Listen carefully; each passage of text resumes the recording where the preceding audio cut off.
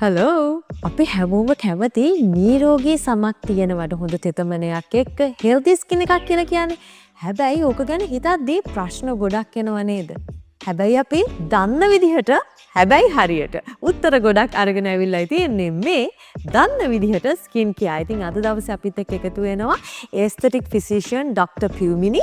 ලෑස්ති ගොඩක් දේවල් කතා කරන්න. ඔයාලා අපිත් එක්කම ඉන්න. Hi Dr. Hi Julia. දැන් ඩොක්ටර් ගොඩාක් ප්‍රශ්න එනවා මේ ස්කින් එක ගැන හිතද්දි. ලේසි ප්‍රශ්නයක් මුලින්ම තියෙන්නේ. අපි දැන් මේ ඩේලි ස්කින් රූටින් එක ඇතුලේ මොයිස්චරයිසර් කරන්න ඕනේ, මේක අත්‍යවශ්‍යයි වුම ගොඩක් දේවල් ගැන කතා කරනවා. එතකොට මේ මොයිස්චරයිසර් කරන එක අපේ ජීවිතයට අත්‍යවශ්‍ය දෙයක්ද නැත්නම් ඒක නිකන් අර ට්‍රෙන්ඩ් එකක් වගේ අපිට ඇහෙන දෙයක්ද? ගොඩක් හොඳ ප්‍රශ්නයක් ජූලියා. අපි ගත්තොත් අපේ හැම තමයි අපේ ඇඟේ තියෙන ලොකුම ඉන්ද්‍රිය. ඉතින් මොයිස්චරයිසර් එක කියලා කියන්නේ අපේ හැම ලස්සන වෙන්න විතරක් පාවිච්චි කරන දෙයක් නෙමෙයි. අපේ හැම නිරෝගී බව රැක ගන්න, අපේ වාතයේ තියෙන ශුද්ධ ජීවීන්ගෙන් අපේ හැම ආරක්ෂා කරගන්න, UV කිරණ වලින් අපේ හැම ආරක්ෂා කරගන්න මොයිස්චරයිසර් කියන එක හරිම ඉම්පෝටන්ට්. අපි හරියට අපේ ඇඟට වතුර බීලා අපේ විජිලනේට ලක් වෙන්නේ නැතුව හොඳට අපේ හයිඩ්‍රේට් වෙනවා වගේම මොයිස්චරයිසර් එකක් පාවිච්චි කරන එකත් හරිම වැදගත්. එතකොට මේ හැම දෙයක් එක්කම ඩොක්ටර් දැන් අපි කතා කරනවා අපි කොයි වෙලාවකද මේ මොයිස්චරයිසර් එක ඇප්ලයි කරන්න ඕනේ. එහෙමත් නැත්නම් මේක අපි ඇප්ලයි කරේ නැත්නම් අපේ හැමට මොකද වෙන්නේ? අපි හිතමුකෝ දවස් අපි මොයිස්චරයිසර් එකක් නැතුව යනවා දවසම. එතකොට මොකද වෙන්නේ? ගොඩක් හොඳ ප්‍රශ්න. අපි ගත්තොත් මොයිස්චරයිසර් එක කාලයක් තිස්සේ පාවිච්චි කරේ නැති වුනහම අපි හිතමුකෝ දවසක් දෙකක් පාවිච්චි කරේ නැහැ කියලා. එතකොට එන වෙනස්කමුත් තියෙනවා. එහෙම නැත්නම් ගොඩාක් කාලයක් පාවිච්චි කරන්නේ නැතුව හිටියොත් එන වෙනස්කමුත් තියෙනවා. අපි හිතුවොත් අපි පොඩි කාලයක් මොයිස්චරයිසර් එක පාවිච්චි කරන්නේ නැතුව හිටියොත් ඕගලන්ට තේරෙන්නේ නැති අපේ හැම පීල් වෙලා යනවා. හැමේ චුට්ටක් නිකන් හැම යන ගතියක් වගේ තියෙනවා. හැම කසන ගතියක්. ඊට පස්සේ නිකන් ටයිට් ෆීලිං එකක් දැනෙනවා. ඉතින් මේ වගේ දේවල් එන්නේ අපේ හැමේ සෛල ගොඩක් දුරට ඩිහයිඩ්‍රේට් වුනහම. ඒ කියන්නේ හැමේ සෛල වලට අවශ්‍ය තරම් ජලය නැති වුනහම. ඒක එක දෙයක්.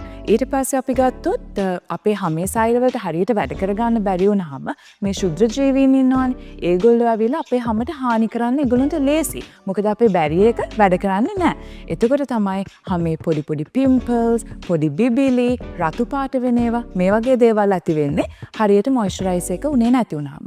එතකොට දවස් 2ක් 3ක් වගේ මොයිස්චරයිසර් එක පාවිච්චි කරේ නැති වුනහම ওই වගේ ප්‍රශ්න ඇති වෙන්න පුළුවන්.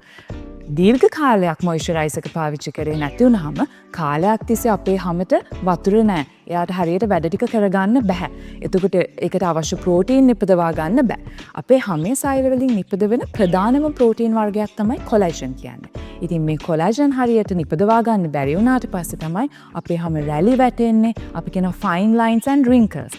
මේ දේවල් එන්නේ ගොඩක් වෙලාවට හැමට ගොඩාක් කාලයක් අවශ්‍ය වතුර. ඒ අවශ්‍ය ජලය තිබ්බේ නැති වුනහම. හැමේ සෛල ගොඩක් දුරට ඩිහයිඩ්‍රේට් වුනහම. ඉතින් ඒක නිසා තමයි මොයිස්චරයිසර් එකක් දීර්ඝ කාලීනව කන්සිස්ටන්ට්ලි පාවිච්චි කරන්න ඕනේ කියලා කියන්නේ. එක දවසක් පාවිච්චි කරලා ඊළඟ දවස් දෙක තුනක් අමතක වෙනවා නෙමෙයි. ඒක අපි රුටීන් එකක් විදිහට අපේ හැබිට් එකක් විදිහට දීර්ඝ කාලයක් පාවිච්චි කරගෙන යන්න ඕනේ. එතකොට තමයි අපේ හැම දීර්ඝ කාලයක් නිරෝගීව ලස්සනට තරුණ පෙනුම රැකගෙන තියාගන්න පුළුවන් වෙන්නේ. වව්. දැන් ওই ටික ගැන ඔහොම කතා කරගෙන ඉද්දී ඊළඟදී අපිට එනවා සමහරట్లాට මේක ඉස්සර තමයි ගොඩක්ම ඇහෙන්නේ ડોක්ටර්. මේ ඒ කාලේව පාවිච්චි කරේ නෑනේ. එතකොට අපේ හැමට ස්වාභාවිකවම මොයිස්චරයිසර් එක මේ තියෙන මොයිස්චර් එක මදිද? ඇයි දැන් ওই පිටින් අපි මොයිස්චරයිසර් ගන්න අපිට ඔයගෙන් ඇහිලා තියෙනවා. එතකොට ඒකට උත්තරේ මොකක්ද වෙන්නේ? ඔයා කියන දේ හරි ජූලියා. මොකද අපි ගත්තොත් අපේ හැමේ සෛල වලටම ස්වභාවිකව අපිට පුළුවන් natural moisturizing factors කියන දේවල් නිපදවා ගන්න. එම තමයි අපේ ඇඟ හැදිලා තියෙන්නේ. අපේ හැම හැදිලා තියෙන්නේ ස්වභාවිකවම sebum, natural moisturizing factors, peptides, ceramides මේ වගේ දේවල් අපේ හැමේ සෛල වලින්ම නිපදවා ගන්න පුළුවන්. ඒ වුණාට වැඩේ තියෙන්නේ අපි වයසට යද්දී අපේ සෛල වලින් මේවා හදාගන්න පුළුවන් අනුපාත එහෙම පොඩ්ඩක් වෙනස් වෙනවා. අපි කියන රේෂියෝස් වෙනස් වෙනවා. ඒතර අපිට අවශ්‍ය තරම් natural moisturizing factors හදාගන්න බෑ. එතකොට තමයි අපිට මොයිස්චරයිසර් එකක් ඕන වෙන්නේ. එතකොට තමයි අපි මේ මොයිස්චරයිසර් එක ගෑපුවාම අපිට තේරෙනවා අපේ ස්කින් බැරියර් එකට තවත් ස්ට්‍රෙන්ත් එකක් හම්බ වෙනවා. අපි පිටින් මොයිස්චරයිසර් එකක් ගන්න එකේ. ඉතින් වයසට යනවත් එක්කම අපි ගත්තොත් පොඩි බබාලගේ සාමාන්‍යයෙන් ඒගොල්ලන්ගේ හැම ගොඩක් වෙලාවට ඩිහයිඩ්‍රේට් වෙන්නේ නැතුව හොඳට තියෙනවා. ඒකට හේතුව එයාලගේ හරි රේෂියෝස් වලින් මේ ෆැක්ටර්ස් ඔක්කොම සෙක්‍රීට් වෙන නිසා. හැබැයි කාලයක් යද්දී අපි වයසට යද්දී මේ වගේ පොඩිපොඩි වෙනස්කම් ඇති වෙද්දි තමයි අපි මොයිස්චරයිසර් එකක් ඉන්ට්‍රොඩියුස් කරලා අපේ හැම හයිඩ්‍රේෂන් එක දිගටම පවත්වාගෙන යන්න ඕන වෙන්නේ. සෑහෙන්න වැදගත් ටිප්ස් ගොඩාක් කතා කරගෙන අපි ඇවිල්ලා දැන් අපි ඉන්නේ ශ්‍රී ලංකාවේ. ශ්‍රී ලංකාව ඇතුලේ ක්ලයිමැටික් චේන්ජස් තියෙනවා. අපිට මේ කොනේ ඉඳන් එහා කොනට යනකොට රස්නේ ඉඳන් සීතලට එහෙම අපේ ලංකාව ඇතුලේ අපිට එහෙම ෆැසිලිටිස් ගොඩාක් තියෙනවා. නමුත් ඔය ක්ලයිමැටික් චේන්ජස් අපි ට්‍රොපිකල් කන්ට්‍රි එකක ඉන්නේ. එතකොට ලේසි නැහැ අපිට ගැළපෙනම මොයිස්චරයිසර් එක මොකක්ද කියන එක තෝරගන්න. එහෙම තෝරගන්න නම් වැඩිපුරම මොයිස්චරයිසර් එකක් තෝරගන්නේදී බලන්න ඕනේ ටිප්ස් මොනවද ડોක්ටර්? අපි ඉන්නේ සමකය ආසන්න ආකව වගේ අපි ට්‍රොපිකල් කන්ට්‍රිය එක. ඉතින් මේකත් එක්ක අපේ රටේ හීට් එක වැඩි. සහ හියුමිඩිටි එකත් අනික් රටවල් වලට වඩා වැඩි. ඒක තමයි අපේ හැම මතු පිටට ගොඩක් වෙලාවට දාඩිය දාන්නේ. ඉතින් මේ දාඩිය දානවත් එක්ක සමහර වෙලාවට අපි ටිකක් අපි ගත්තොත් අපේ මොයිස්චරයිසර්ස් තියෙනවා lotions and creams. lotions වල හරිම ටෙක්ස්චර් එක ඒවා හරිම තුනී. ගණකම අඩුයි. නමුත් මොයිස්චරයිසර් එක තික් වුණාම ඒක හරිම ක්‍රීම් බේස් එකක් වුණාම ඒක ගොඩක් තික්. ඉතින් අපි ගොඩක් වෙලාවට දාඩිය දාන වෙලාවට රස්නේ වෙලාවට තික් ක්‍රීම් එකක් පාවිච්චි කරොත් අපේ හැමට චුට්ටක් ඒක ඇලෙන ගතියක් නිකන් අපි අන්ප්ලසන්ට් එක්ස්පීරියන්ස් එකක් එන්න පුළුවන්. ඉතින් ඒක නිසා අපි ගොඩක් වෙලාවට අපි දන්නවා නම් අද දවසේ මට දාඩිය දානවා ඒ වගේ දෙයක් තියෙනවා නම් අපිට සාමාන්‍යයෙන් ලයිට් බේස් ලෝෂන් එකක් ඇප්ලයි කරන්න පුළුවන්. හැබැයි අපි රැට නිදා ගන්න වෙලාවට උදාහරණයක් විදිහට අපි විදුලි පංකාවක් හරි එහෙම නැත්නම් AC එකක් ෆෑන් එකක් යට නිදා ගන්නවා නම් අපිට දාඩිය පාලනය කරගන්න පුළුවන්. සහ අපි AC කරපු ඔෆිස් එකක වැඩ කරනවා නම් අපිට දාඩිය දාන්නේ නැහැ. ඒ වෙලාවට අපිට අපේ හැමේ සෛල ආරක්ෂා කරගන්න ටිකක් රිච් මොයිස්චරයිසර් එකක් පාවිච්චි කරන්න පුළුවන්. රිච් ක්‍රීම් එකක් පාවිච්චි කරන්න පුළුවන්. ඉතින් ඒ වගේ දේවල් තියෙනවා අපිට සලකා බලන්න පුළුවන්. සහ අපි ගත්තොත් කෙනෙක්ට වේලි සමක් තියෙන්න පුළුවන්, තව කෙනෙක්ට තෙල් සහිත සමක් තියෙන්න පුළුවන්. ඉතින් ඒ අනුවත් හැබැයි දෙගොල්ලොන්ටම මොයිස්චරයිසර් කියන එක අත්‍යවශ්‍යයි.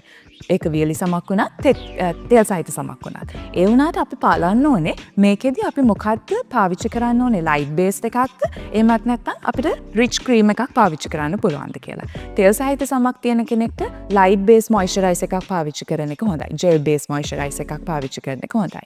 හැබැයි හැම ටිකක් තෙල් සහිත සමක් නම් ඒ කෙනෙක්ට අපිට ලයිට් බේස් මොයිස්චරයිසර් එකක් පාවිච්චි කරන්න පුළුවන් රෙසිඩියු එකක් හිටින්නේ නැති වෙන. ඔය ටික ගැන කතා කරන් එද්දී දැන් හරි මොයිස්චරයිසර් එක තෝරගන්නත් පුළුවන්. දැන් ක්වොන්ටිටිස් පිළිබඳ ප්‍රශ්නයක් එනවා. සමහර වෙලාවල් වලට අපි ලේයර්ස් ගොඩාක් එකම ක්‍රීම් එකකින් ඇප්ලයි කරනවා. එතකොට ඒ ගොඩාක් එකම ප්‍රොඩක්ට් එකකින් ගොඩාක් අපි ඇප්ලයි කරන එකෙන් අපේ හැමට හානියක් වෙනවද නැත්නම් කොහොමද අපි හොයාගන්නේ මේ ප්‍රමාණය තමයි අපේ ස්කින් එකට හරියන්නේ. මේ ලේයරින් උනත් එකම එක උනත් ආය අපි ලේ කරනවා නම් ડોක්ටර්ගේ අදහස කොයි වගේද? අපි කියනවානේ ජූලියා ඕනම දෙයක් ඕනට වඩා හොඳ නෑ කියලා. ඉතින් මේ මොයිස්චරයිසර් එකත් එහෙම තමයි. අපි ගොඩාක් ලොකු ප්‍රමාණයක් ඇප්ලයි කරොත් සමහර වෙලාවට අපේ හැමේ තියෙනවා සිදුරු. අපි කියන්නේ පෝස් කියලා. ඉතින් මේ පෝස් ක්ලොග් වුණොත් ඒව මත බැක්ටීරියා වර්ධනය වෙලා පිම්පල්ස්, බිබිලි, රතු පාටට පුංචි පුංචි ලප මේ වගේ දේවල් ඇති වෙන්න පුළුවන්. ඉතින් ඒක නිසා තමයි සාමාන්‍යයෙන් අපි නියමිත ප්‍රමාණයක් පාවිච්චි කරපුවාම ඇති. සාමාන්‍යයෙන් එක නිකම් පී සයිස් amount එකක් කියලා අපි කියන්නේ ඒ වගේ ප්‍රමාණයක් පාවිච්චි කරපුවාම ඇති. සහ අපි ගාන අපේ ඒරියා එක අනුව අපිට මේ ප්‍රමාණය වෙනස් කරගන්න පුළුවන්. ඒක නිසා ඕනමට වඩා ඕන දෙයක් හොඳ නෑ වගේ ගොඩාක් පෝස් ක්ලොග් වෙන විදිහට ස්පෙෂලි මූණේ ඇප්ලයි කරද්දී පෝස් ක්ලොග් වෙන්නේ නැති වෙන විදිහට සාමාන්‍ය ප්‍රමාණයක් ඇප්ලයි කරා නම් ඇති. ඉතින් දැන් අපි ඔය ටික ඔක්කොම කතා කරගෙන එනකොට ડોක්ටර් දැන් හරි පැහැදිලි කතාව.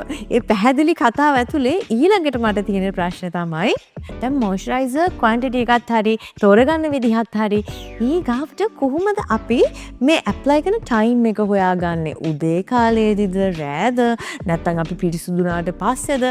හරිම වෙලාව කෝකද මොයිස්චරයිසර් එකක් අපේ සමට භාවිතා කරන්න? Very good question, Julia. අපි ගත්තොත් අපේ හැම අපි ඇඟේ දෝස් ශවයකකට පස්සේ අපේ හැමේ ස්ට්‍රේටම් කෝනියම් කියලා තියෙනවා. ඒක තමයි අපි මේ අල්ලන අපිට පේන සෛල ස්තරය.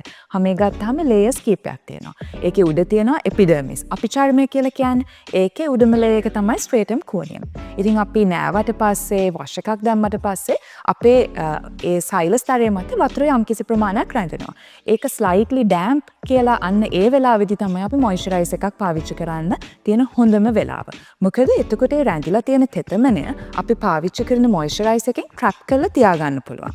එතකොට ගොඩක් වෙලාවට හැම එක්ස්ට්‍රීම්ලි ඩ්‍රයි වෙන්නේ නැතුව අපිට හොඳට නිරෝගීව තියාගන්න පුළුවන් ඒ වෙලාව ඇතුළත ඇප්ලයි කරොත්. ඊට පස්සේ අනික් හොඳ වෙලාවක් තමයි අපි උදේට. අපි උදේට සාමාන්‍යයෙන් ෂවර් එකක් දැම්මට පස්සේ අපි දවස පටන් ගනිද්දි අපිට හොඳයි මොයිස්චරයිසර් එකක් මුලින්ම දාලා ඉන්නවට.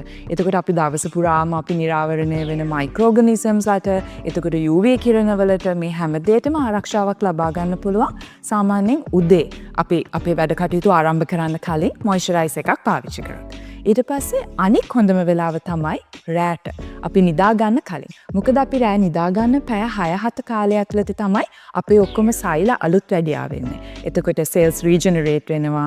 ඒගොල්ලන්ගේ හොඳට ඊළඟට වැඩ කරන්න පුළුවන්කම ඇති වෙනවා. ඉතින් මේ වගේ දේවලුත් එක්ක රෑට මොයිස්චරයිසර් එක සාමාන්‍යයෙන් තික් ක්‍රීම් එකක් ඇප්ලයි කරොත් අපේ සෙල්ස් වලට හොඳට රිපෙයාර් වෙන්න පුළුවන්. අලුත් වැඩියා වෙන්න පුළුවන්. ඉතින් මේ කාලවල වලදී මොයිස්චරයිසර් එකක් ඇප්ලයි කරන්න පුළුවන් නම් ගොඩක් හොඳයි. දැන් ඩොක්ටර් තිබ්බ ගොඩාක් ලොකු බේසික් ප්‍රශ්නවලට හරි උත්තර ටිකක් ලැබුණා. මොකද සාමාන්‍යයෙන් අපි දේවල් කරද්දී අපි හිතමු මේ පුංචි ප්‍රශ්න කියලා. හැබැයි හරියට කරේ නැත්නම් මේ පුංචි ප්‍රශ්නෙන් ලොකු ප්‍රශ්නයකට යන්නේ. Thank you so much Dr. Piyumini. අපි තව ඉස්සරහට කතා කරමු ගොඩක් දේවල් ගැන. Thank you very much. Right. ඉතින් අපි දේවල් ගැන කතා කරන්නේ හරියට දැනගෙන. හැබැයි එතකොට කියන්න පුළුවන් දන්න විදිහට අපි හරියට කරා කියලා. මේ දන්න විදිහට ස්කින් කෙයා.